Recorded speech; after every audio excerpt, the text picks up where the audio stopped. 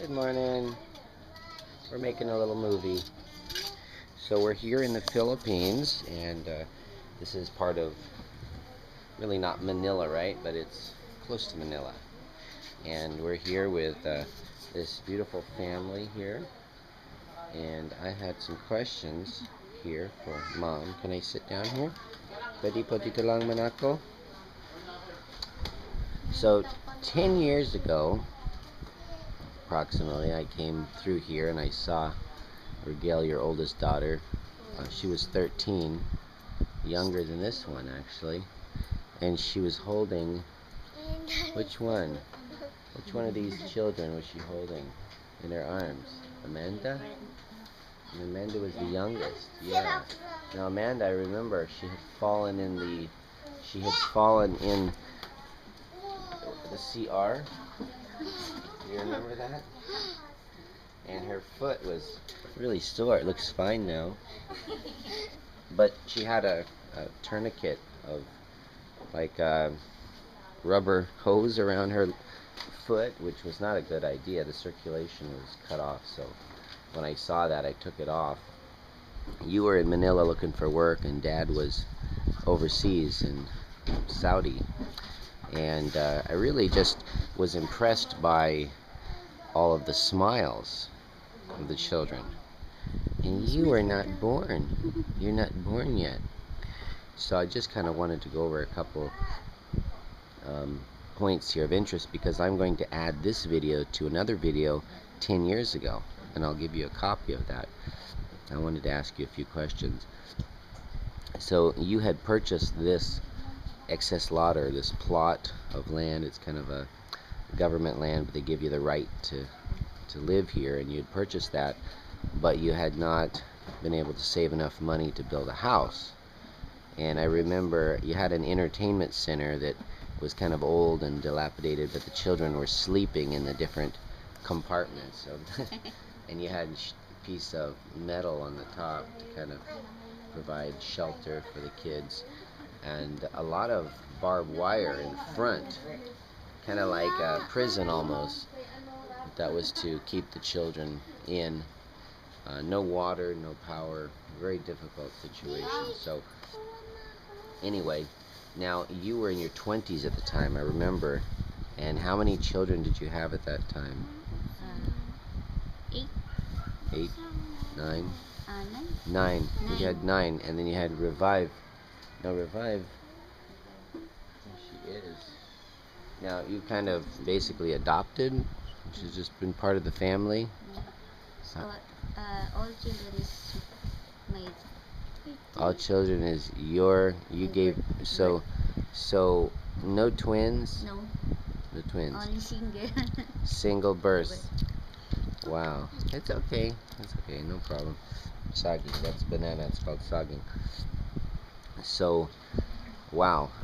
Now I don't know if you ever felt it, but it seems that sometimes when people are poor, or when they have a lot of children, people outside looking in tend to be a little judgmental.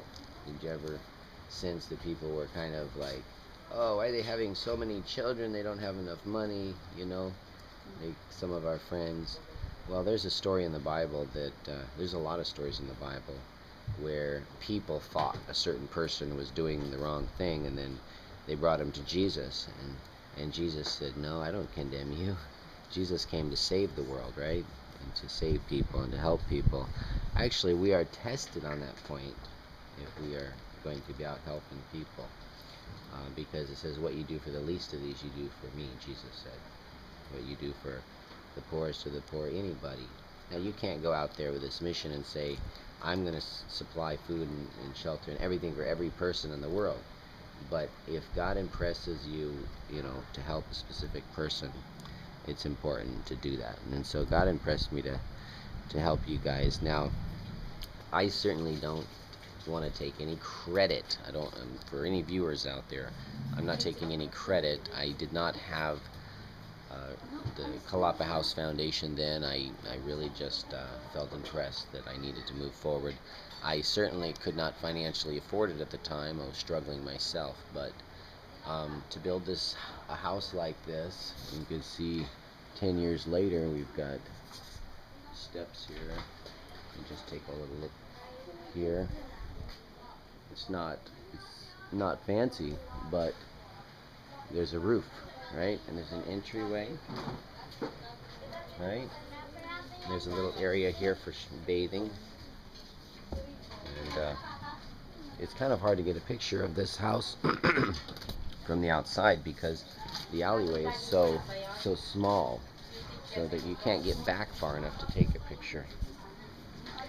Anyway, I just wanted to ask you, at the time that we built this house, did it come as a real blessing in your life? Was it a good birthday gift or a Christmas gift, or was it like a really big blessing at that time?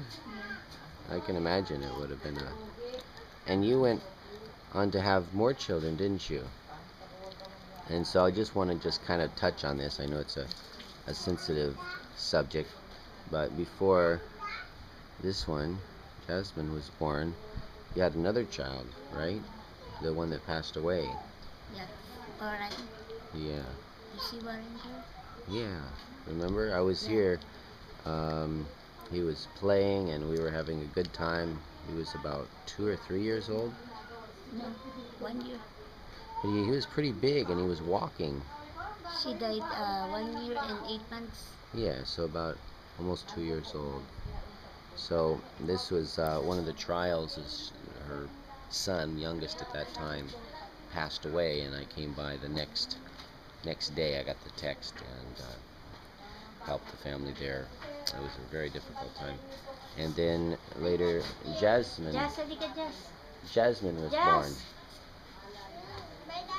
Bye-bye. They call me Daddy Steve, of course, here. So, I think that's really all I wanted to say. Was if you have anything you want to say to my family there, Brendan. Hello, Brendan. How are you? And my mother. Did my mother come by here before? I can't Yeah, I think she was here. My kids massage here. Oh, that's right. My mother had a massage. You know, it's quite interesting. They're so kind here. If you're traveling through and your muscles are sore and you're tired and you're sleeping here, it's hard to explain what it's like to have 10 children massaging. With their little hands, they're kneading your hair and your hands are getting massaged, and it's really an interesting experience to come through here and witness and experience the hospitality. Hello, Brendan. Sabi mo dali. Hello, Brendan. Yes, Jasmine is really growing up here. Okay, so this is the end of the video.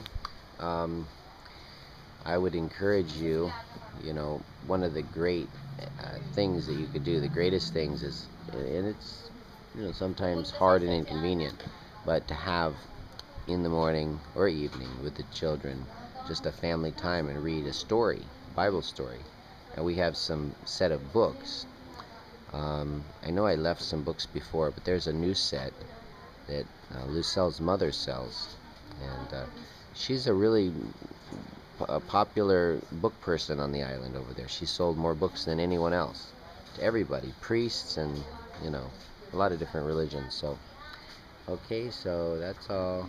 Thank you guys, and please continue to pray for us. This is the year 2013, June 3rd, I believe, 2013, here in the Philippines, in Luzon, actually it's between Manila and the Cavite area, and it's a very congested area, a lot of people. How many people here? Population 25 million in the Manila city and areas around that. So these people need our help and our prayers, and if anyone can make if anyone can do anything to help these people, just a little bit, I would suggest come over and visit them and get to know them. It's the best way. Alrighty, God bless.